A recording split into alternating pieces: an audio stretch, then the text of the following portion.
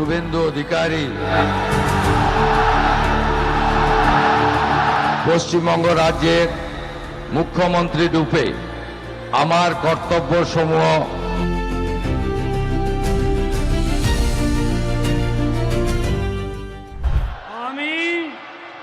আমি শুভেন্দু অধিকারী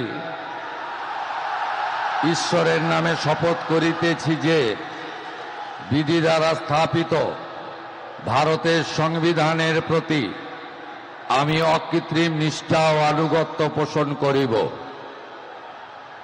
আমি ভারতের সার্বভৌমত্ব ও অখণ্ডতা রক্ষা করিব।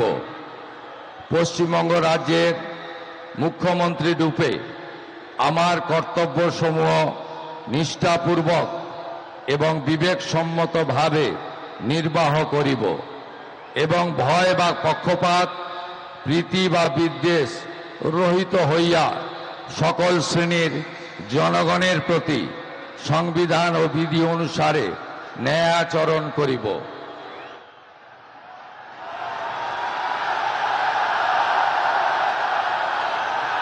আমি